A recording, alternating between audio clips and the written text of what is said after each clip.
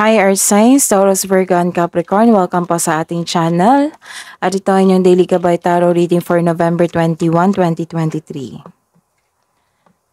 Please be reminded that this is general reading po. Sa maaari kayong makarelate o hindi, just take what resonates.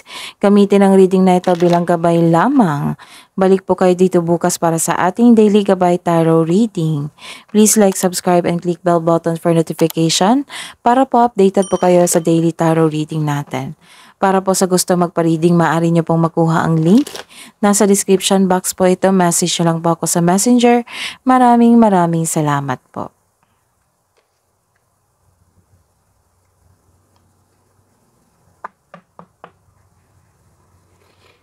Spirits guys, ano po yung ganap sa araw nito kay Taurus, Virgo, and Capricorn ngayong November 21, 2023?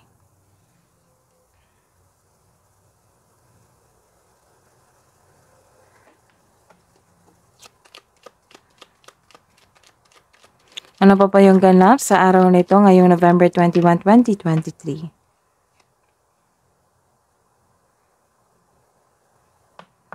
Ganap po ngayong November 21, 2023 para po kay Taurus, Virgo, and Capricorn.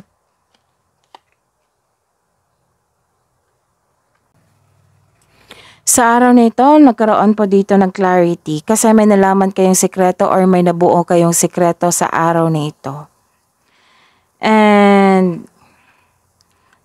nang dahil sa sekreto na ito na nagkaroon ng clarity, meaning may nagkaroon ng beginnings, new cycle sa inyong buhay. Nagkaroon ng changes, this is transformation, transition. Maaring nanganak na yung buntis or some of you nabuntis na ngayon. Nagkaroon din na ng announcement dito. Maaring in-announce nyo na buntis kayo. Or may na-announce kayo sa na-receive nyong balita, na-receive nyong sekreto, na nagkaroon ng clarity dito. This is also nagkaroon kayo ng balance dito.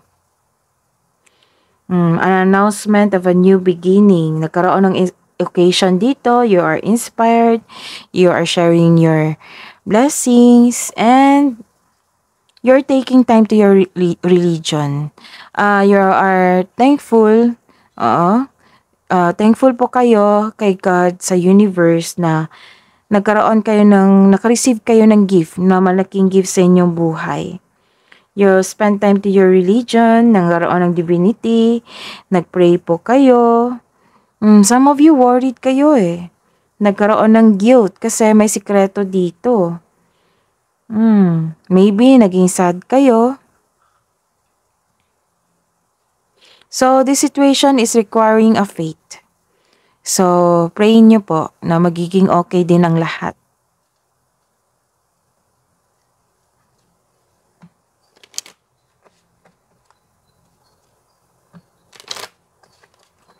Spirits guys, ano pang mensahe po ni Taurus, Virgo, and Capricorn sa araw nito ngayong November 21, 2023? May namuong friendship dito. Nurture your relationship. Maybe bagong energy to na friend or mas naging close kayo ng inyong kaibigan.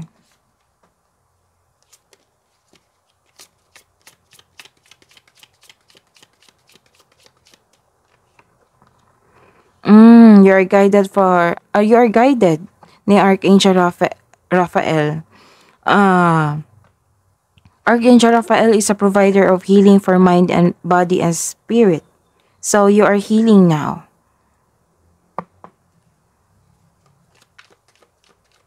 Energy po ni Taurus, Virgo, and Capricorn ngayong November 21, 2023, Spirits Guides. Clarification po sa card na ito, na reverse card. Career and money ni Taurus, Virgo, and Capricorn ngayong November 21, 2023, Spirits Guides.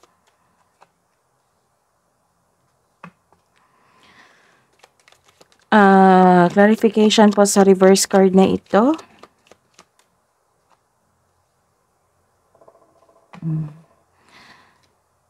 Love and romance, self-love, partnership and romance ni Taurus, Virgo and Capricorn ngayong November 21, 2023. Clarification po sa card na ito.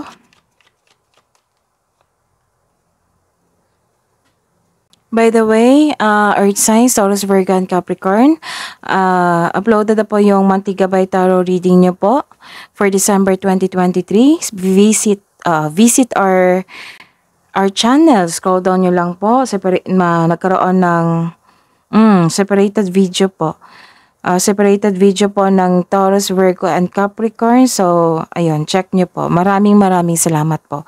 Ngayong araw na ito, November 21, 2023, para po kay Taurus, Virgo, and Capricorn, you have a reverse card here.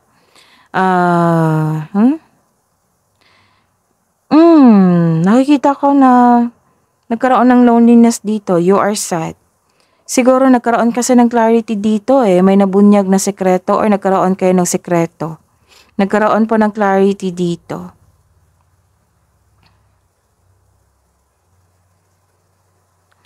So this card tells you na takot kayo mag-isa.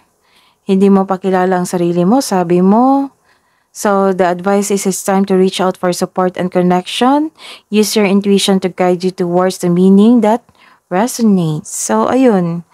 Nag-iisip po kayo na ayaw nyo mag-isa. May sekreto kayong nalaman dito. Nasaktan kayo.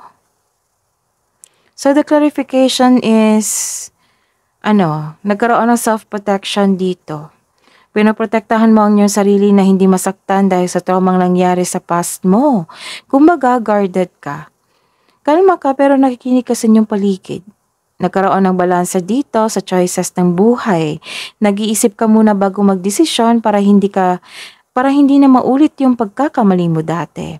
So this card asks you to seek help or ask support para makatulong ito sa pagpagaan ng iyong isipan. Pero the best kung ikaw mismo ang nakikinig sa inyong sitwasyon. At paggawa ng sarili mong pagkilos ay magbibigay na kaginhawaan na inyong hinahanap. Ayun, nagkaroon ng pabalansa dito. Nag-iisip ka, you are guarded. Kasi nasaktan ka. May nalala siguro ka sa past mo or may nalala ka kasi may sikreto dito nabunyag. Nagkaroon ng clarity, may nalaman kang balita siguro na hindi mo nagustuhan. According po sa career and money nyo po, nagkaroon po, this is a reverse card, naging impatience po kayo, nagkaroon po ng lack of planning. Nainip ka na at mabilis ng pagkilos mula sa isang lugar. Kasi may kaguluhan ano kaya ito? So may naantay kang tao na gumawa ng hakbang bago ka kumilos. May iniwan ka na hindi mo binigyan ng pansin. Mag-ingat po, may parating na sorpresang posibleng di kaya-aya, maaring ito po.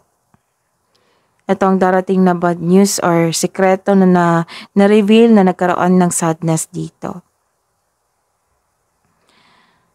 Ayun. This is a reverse card also.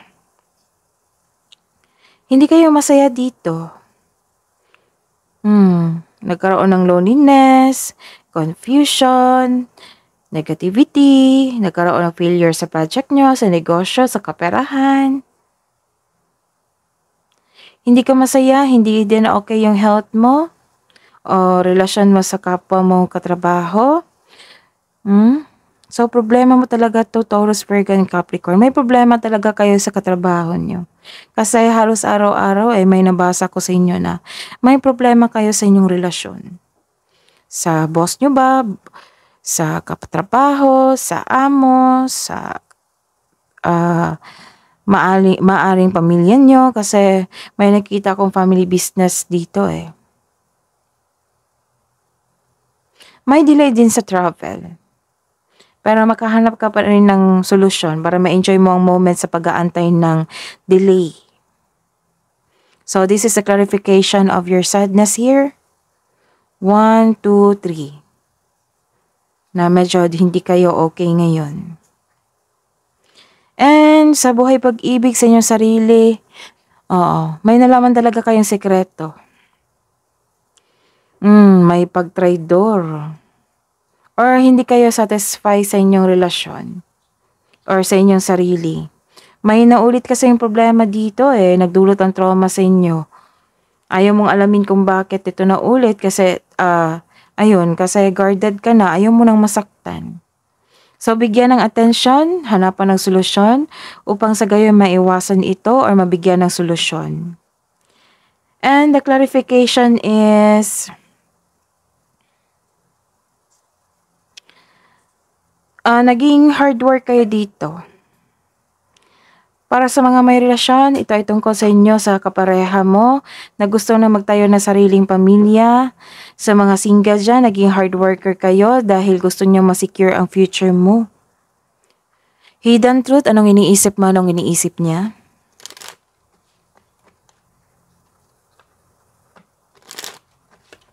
Sa mga single po dyan, hidden truth po. Para po kay Cancer, Pisces,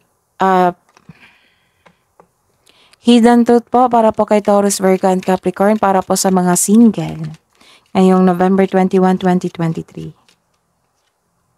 We need to let each other go. Each other go. We need to let each other go. So, yun, nasaktan ka dito. And, ihil ka po ni Archangel Raphael. He is a provider of healing for mind, body, and spirit. Para po sa mga may relasyon, hidden truth po. Anong iniisip mo, anong iniisip niya? Spirits, guides.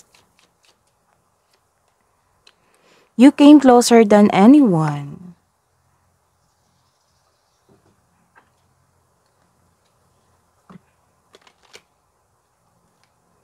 Maaring may nagsiselos dito.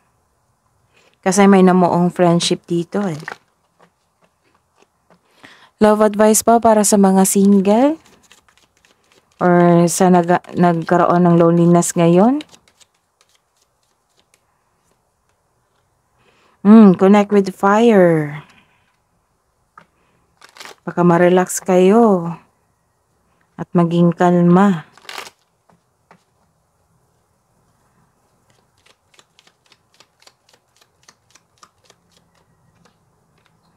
And, ayun. Have a health check-up. Maaari niyong bisitahin ng inyong doktor kung kinakailangan. Love advice po sa buhay mag-asawa, sa mga may relasyon. Heart, you begin to feel your heartbeat faster when you are close.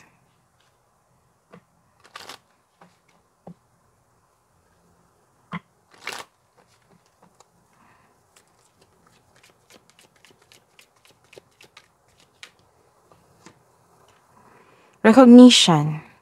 Recognition, the divine will help you recognize signs and miracles.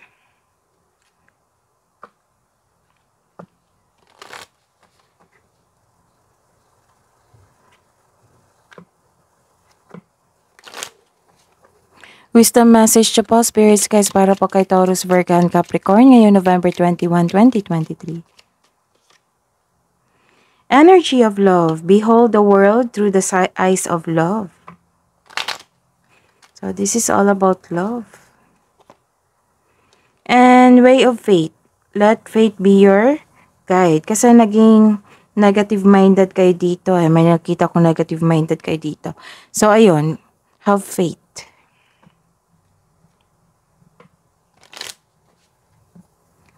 Spirits guys, ano po yung kabuang advice nyo po para kay Taurus, Virgo, and Capricorn? Prosperity lies ahead. And surrender to the divine. Yung loneliness nyo.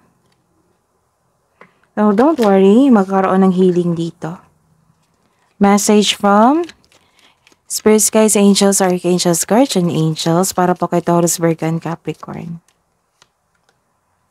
Message from Archangel Charity. Give with an open heart, be generous. Message from Seraphim, Seraphisa. Relax and open up to source. Keep your heart open. That is your reading po. Please like, subscribe, and click bell button for notification para po updated po kayo sa daily tarot reading natin. Maraming salamat po.